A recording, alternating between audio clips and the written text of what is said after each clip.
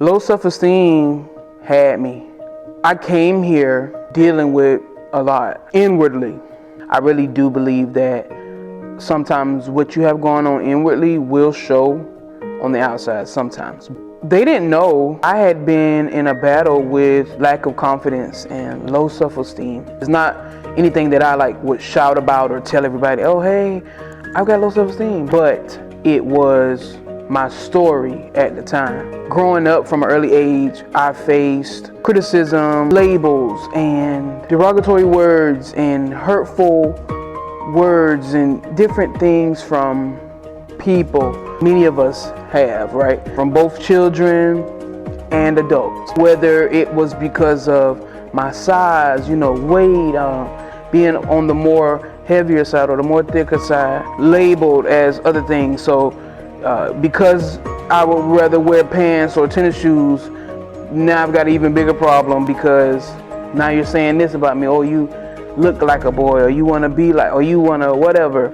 Just things. You go to school and you may not have what everybody else have, and so you're getting bullied or you're getting talked about at school. It makes it worse when you've either got to go around what should be your community, whether that's home, church, whatever different spaces we find ourselves in that's supposed to be like that positive light or that positive community. Going in those spaces and then having to deal with the same things and the same words, and I can think back and see I really had some loud signs of low self-esteem.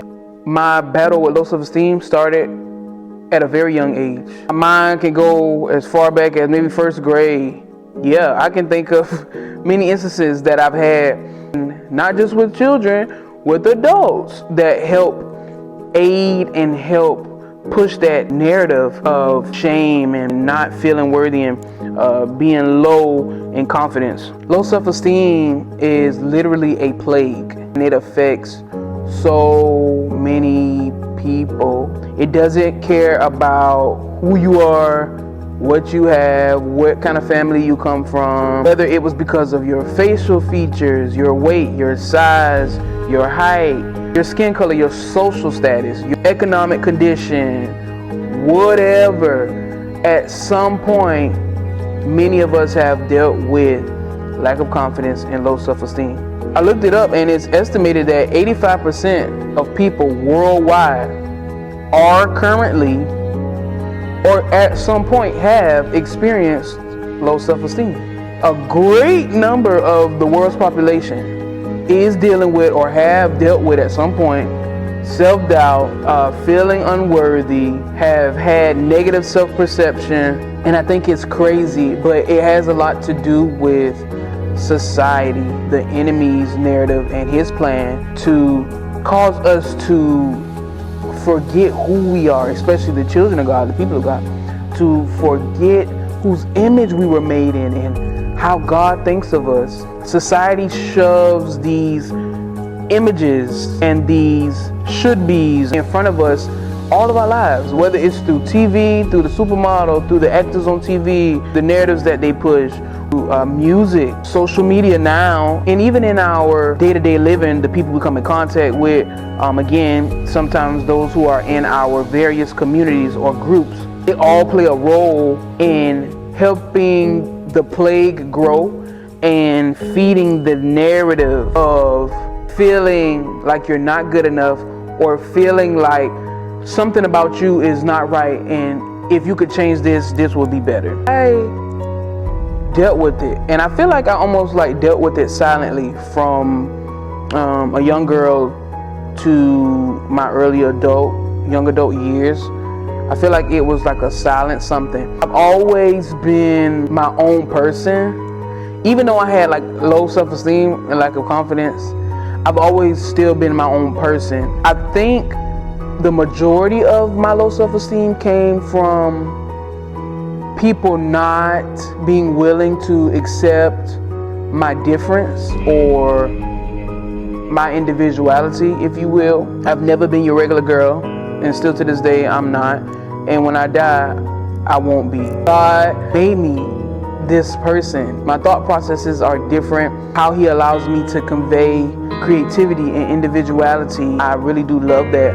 about myself. And I can say that I love that about myself, being on the other side of being free from low self-esteem. You know, being questioned, being looked down on, being looked funny at, getting the weird eyes and the stares, getting talked about, you know, the typical stuff people do. Getting criticized, things just being said all the time. Well, why you got that on? Or why you do it? You know, people have always felt like I dress too hard, or they tie everything to masculinity, and they tie everything to a sexual orientation or preference. And it's like, I wish the people would come up in there thinking everything is not what you perceive, or everything is not what you think it is. I had to work through some muddy waters, you know, cultivating myself and my style, and, you know, choices of clothing and different things, you know what I'm saying? But still, at the end of the day, I think people can be some of the worst sometimes, and like they don't even understand, you know, the power of their words. We say all the time, you don't have to, you know, don't be affected by people's words and That's a thing that you have to gracefully grow in and grow through. I don't think that's something that just comes. You don't just wake up and I'm not affected by anything anybody says to me or about me or does towards me. That's something you have to mature in. That's something you have to digest the concept of and then live it out. It's not, so words do hurt. Yeah, they hurt. The things you say to people most times never leaves them. You never know that something you said may just have put somebody over the edge, caused them to go wayward or left, backward, or even take themselves out, you know, through other measures. And we just got to be careful. And I'm so glad that that was not my story, that I fought hard, even when I didn't know what I was fighting for, even when I didn't understand all the things that were going on with me.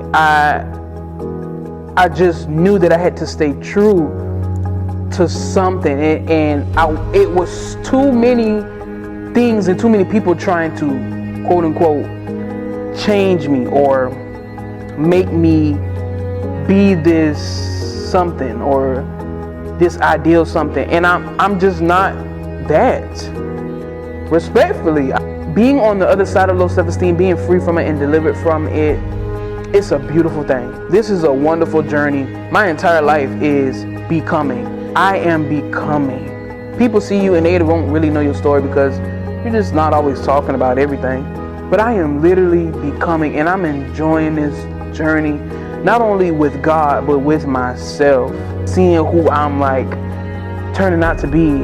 And the greatest thing about it is this is not the finale. I started working at Emmanuel Christian Church as coming on as media girl, hired by the church, recommended by my bro Elijah. Latter part of 2019, I think, early part of 2020. I was brought in, you know, don't know anybody here, never heard of this place, never heard of this church, never heard of this pastor, nothing. Literally, the church, the location of the church is almost like hidden, like a hidden gem, like when you peel back the leaves in a bush and you find like a golden egg. That's like what I think about ECC. Like, I'm coming in and out of this church week by week.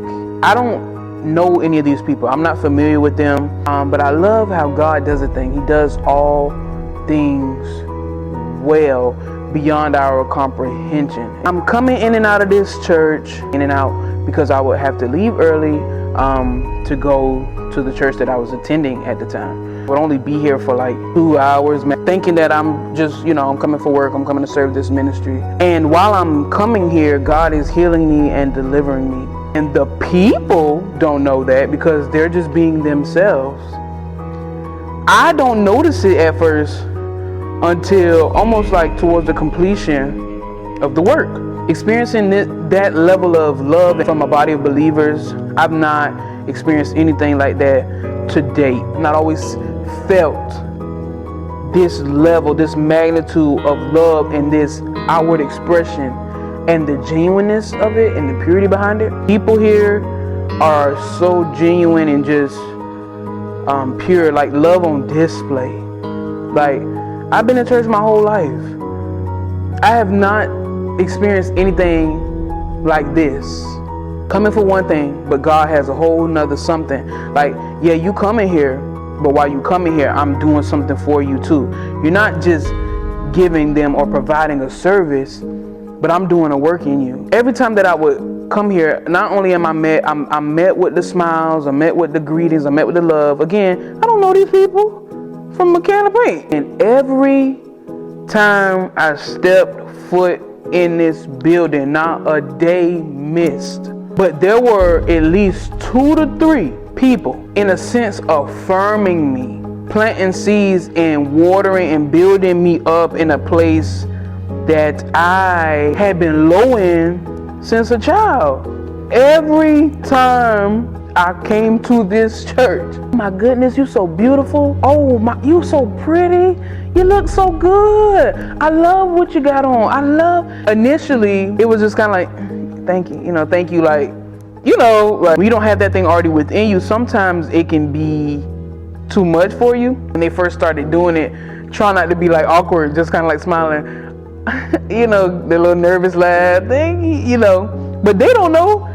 I've had something within that has just kind of become a part of me.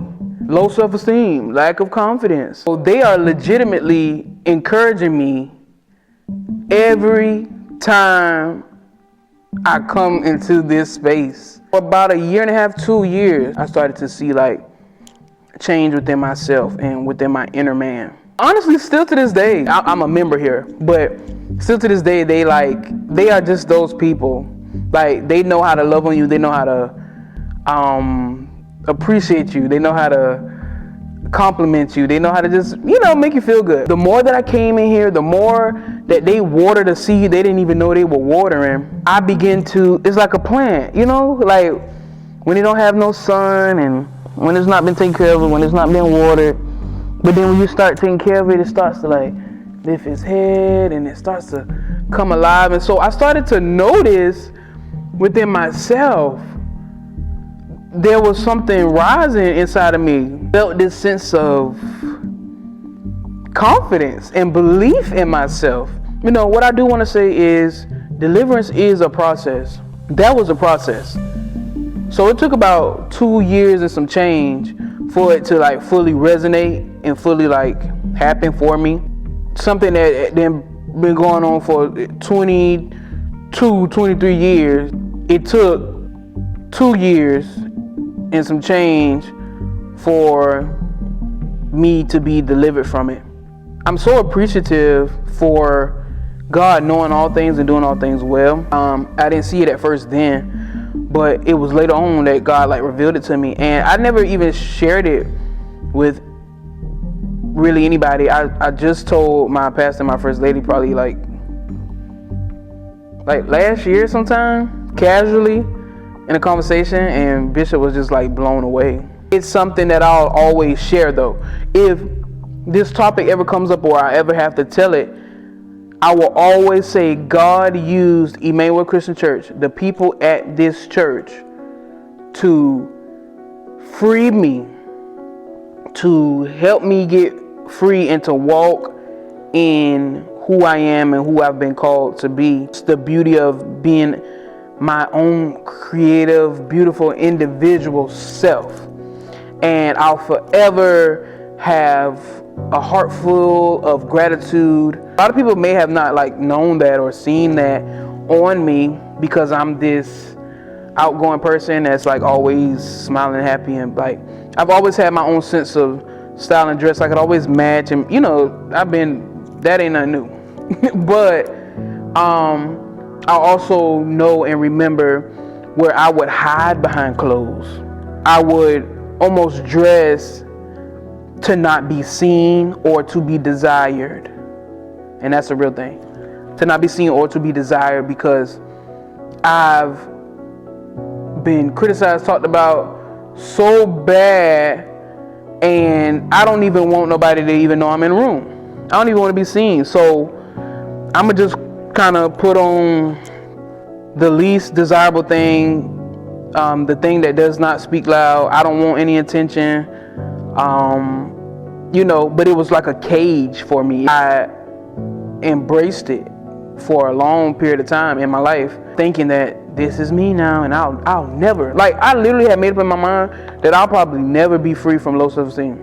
I literally became okay with, like, you're gonna feel like this for the rest of your life.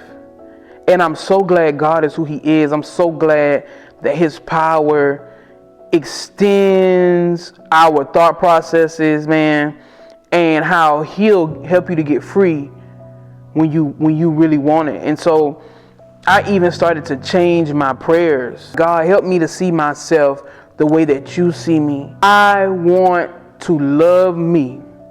I want to not complain about what you created and what I see in the mirror. But God, I want to be happy with it. I want to love myself. I want to be confident. I want to feel good when I walk. I don't want to feel like I got to always dim down when I come in the room, or like hide and dim down when I get around others, and like feel like I should, like, man, no, I don't want to feel like that. Do a process of deliverance. And, changing my language. That was a big part of it. Changing my language. How I spoke about myself, how I thought about myself, the things I said to myself. Words, they matter. Life and death is a power tongue. That's a real thing. So what you speak of yourself, what you say out of your mouth, that stuff matters, and it all tied in together with my process. But once I started changing my language and fully relying on God, like, God, I don't want to deal with this thing. I want to be free. I want to love myself. I want to be okay with who I am. I want to be loud about my individuality, and I really don't care anymore about the boundaries and the roadblocks that people have tried to put on me, or may try to put up, or the rules they come up with about what you can do and what you. I don't want to be bound to that. God worked on me, man, and He delivered me. It's been like 2 years since that deliverance happened, but I've learned that even it was a journey.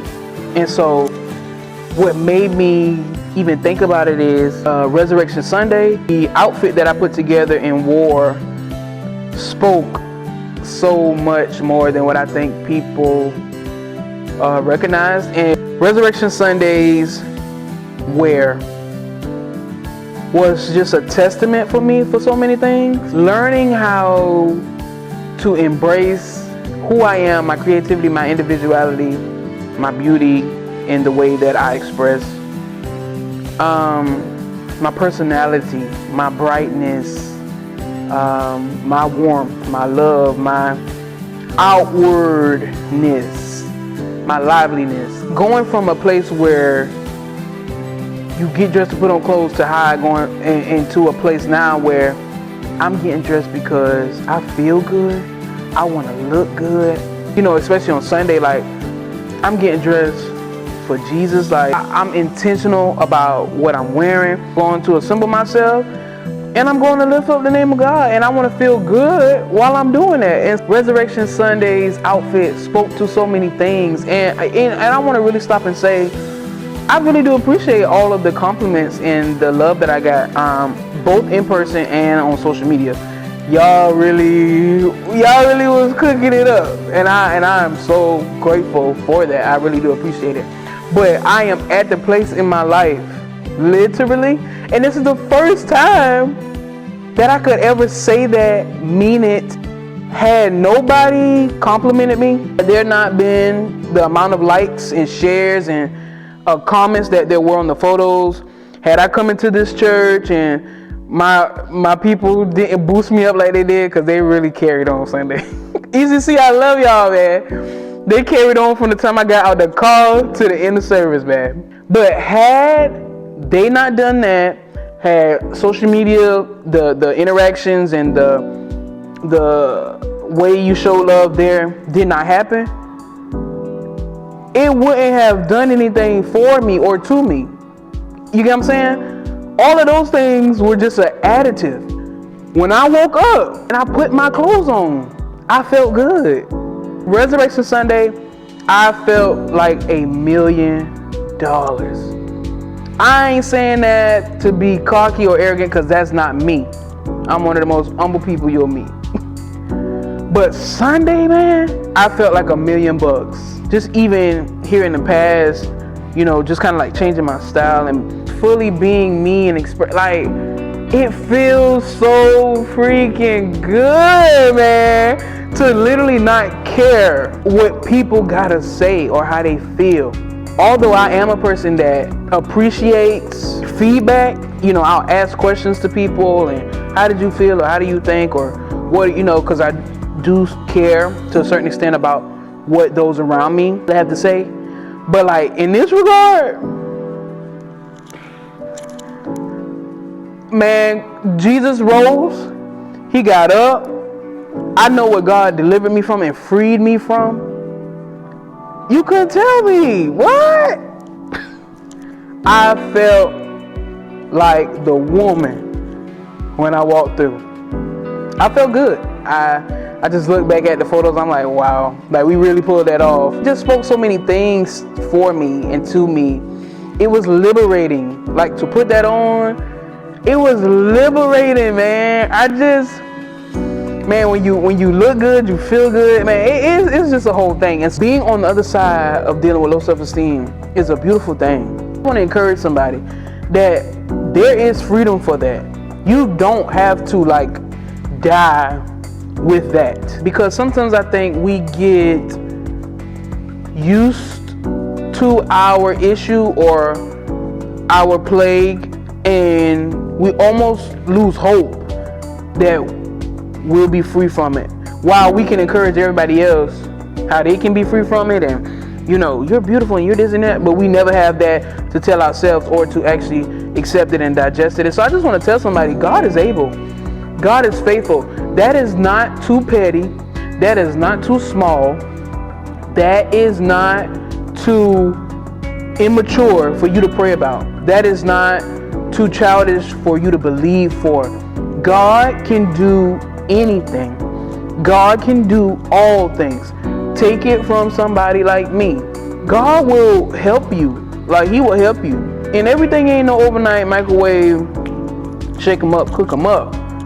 It's a process. And some things you're going to feel. And there may be days where you might revert back, or you find yourself running to what feels comfortable and safe because you've been doing it so long.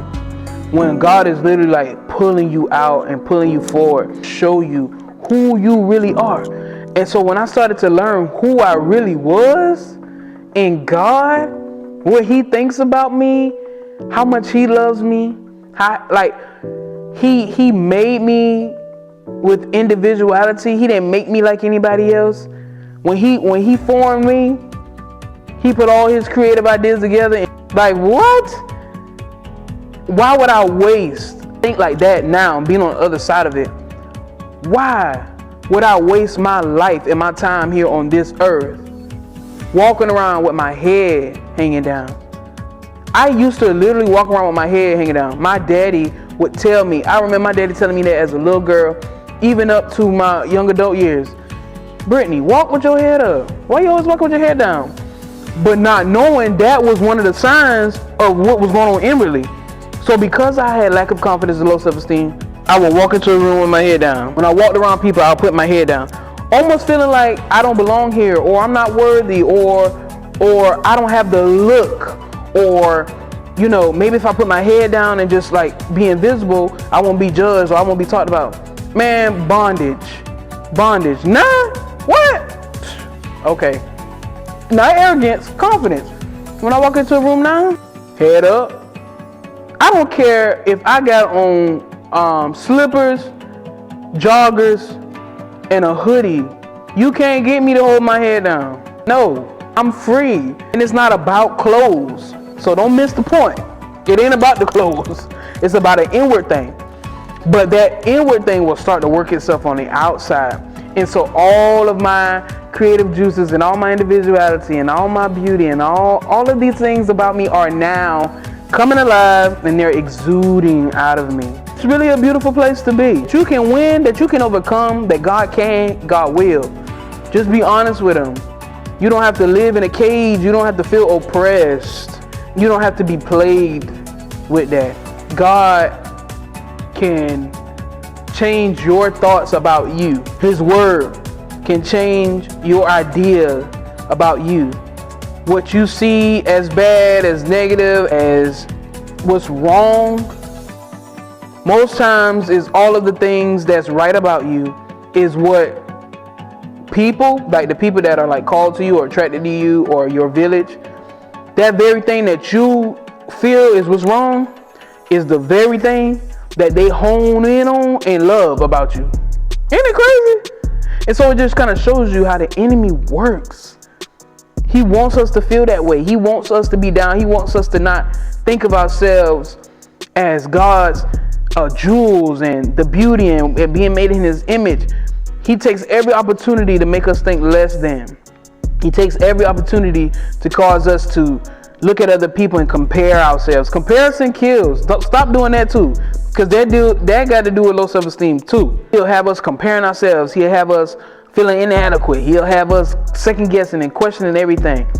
You know, and it's like, be confident in who God made you. Be you. Not flashy, not arrogant, not showy, but confident. Walking in the fullness, the beauty, the grace of who you are, who God has made you. And live life on purpose and live it out loud. The experience of life is a gift. And I pray we get to a place where we don't kick ourselves out of the experience of fully experiencing the grace and the beauty of living in life. You don't have to be at war with yourself. That's not God's plan for our lives. From one sister girl to another, from one sister girl to a brother, whomever you are, you can be free from anything.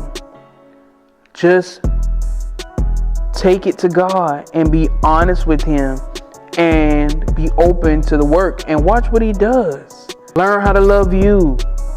Don't need anybody to love you. Yes, we want others to love us, but I'm saying don't need it to the point where without it you can't make it, or you on life support, or you just learn how to love yourself. Learn how to embrace yourself, and it becomes easy for others to do because you set a standard for yourself.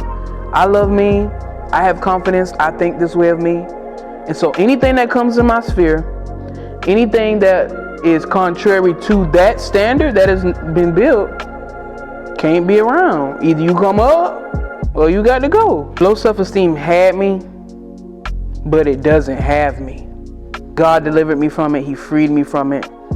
And he used one of his greatest gifts, which are people, to help me get free.